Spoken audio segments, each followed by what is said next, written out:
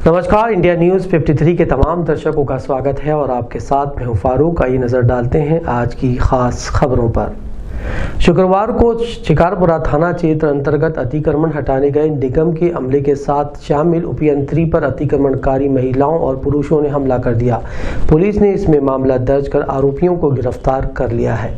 हरा भरा पेड़ काटकर पक्का निर्माण की सीएम हेल्पलाइन में शिकायत के बाद निराकरण के लिए नगर निगम के सब इंजीनियर गोपाल महाजन कुछ पुलिस कर्मियों के साथ शिकारपुरा क्षेत्र पहुंचे।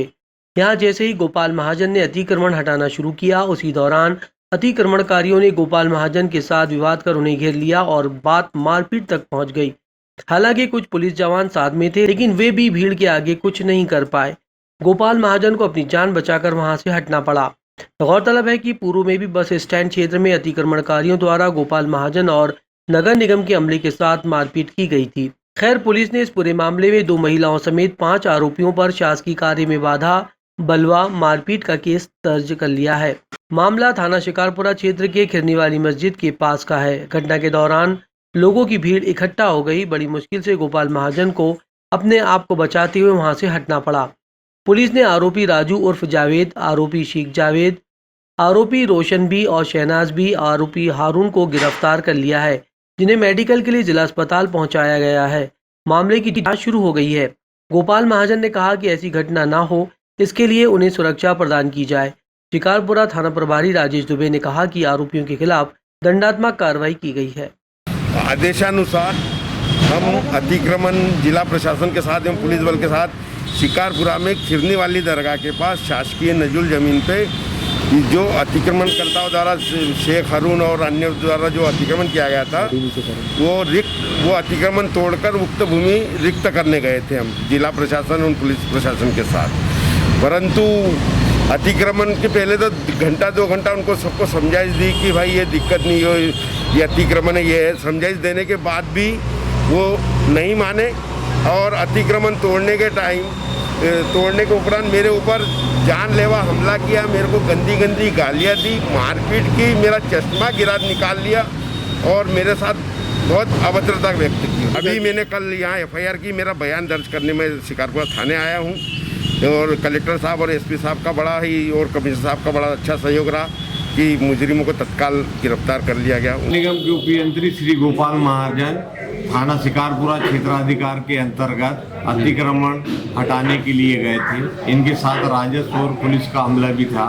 अतिक्रमणकारियों के विरुद्ध CM हेल्पलाइन दर्ज थी एवं प्रकरण पूर्व से ही नगर निगम में दर्ज था। उनके साथ अभद्रता करने वालों के विरुद्ध अपराध क्रमांक 761/20 धारा 294, 353, 186, 332, 506, 147 का प्रकरण दर्ज कर लिया गया है और विधिवत कार्रवाई जारी है। आरोपीगण को गिरफ्तार किया गया है और अभी मेडिकल के लिए गए हैं। शासकीय अधिकारी एवं कर्मचारियों के साथ इस प्रकार का निंदनीय एवं अशोभनीय कृत्य अत्यंत आपत्तिजनक है।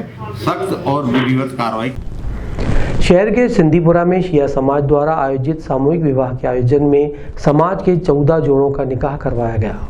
समाज के गरीब तबकों को शादी ब्याह के खर्च और शादी की रस्मों से मुक्त कराने के उद्देश्य से शिया समाज द्वारा उम्मे कुलसुम ट्रस्ट के तत्वाधान में सामूहिक निकाह का आयोजन इमामिया मस्जिद में किया गया।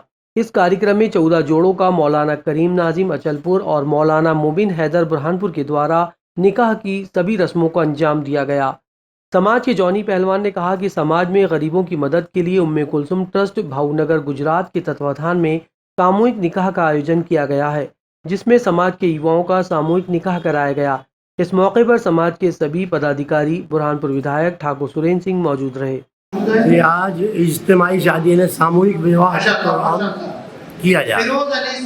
कितने जोड़े हैं? 14 जोड़े हैं और इसको अरेंज किया है। इसको करवाने वाले जो हैं आपके गुजरात की उम्मे कुलसुम ट्रस्ट वाले करवा रहे हैं और मैं इसका संयोजक यहाँ का एक संभालता हूँ, यहाँ करता हूँ, संचालन में। इसका उद्देश्य ये है कि गरीब लोग जिनकी बच्चियाँ जवान हो गई, उनके पास पैसा नहीं है, तो इससे पहले कि वो रास्ता भटक जाएं, तो हमारा धर्म ये कहता है कि उनकी शादी कर दो। और हमारे यहाँ पर कुछ लोग ऐसे अच्छे लोग हैं, लोगों की सेवा करने वाले, सेवा भाव, तो वो ये उठा पूरा खर्च कर। शनिवार को जिला संयुक्त कलेक्टर कार्यालय में नेपा लिमिटेड द्वारा नगर परिषद को हस्तांतरण के संबंध में एक बैठक नगर परिषद अध्यक्ष की उपस्थिति में संपन्न की गई। नेपा नगर पालिका परिषद की एक बैठक संयुक्त जिला कलेक्टर कार्यालय में संपन्न हुई, जिसमें कलेक्टर प्रवीण सिंह के सामने नेपा परिषद के अध्यक्ष राजेश चौहान सीएमओ द्वारा कई बिंदुओं पर चर्चा की।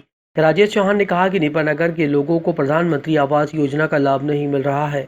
इस बारे में चर्चा हुई। नेपा नगर परिषद को नेता मील से लगभग 53 करोड़ लेना है, उस पर विचार विमर्श किया गया।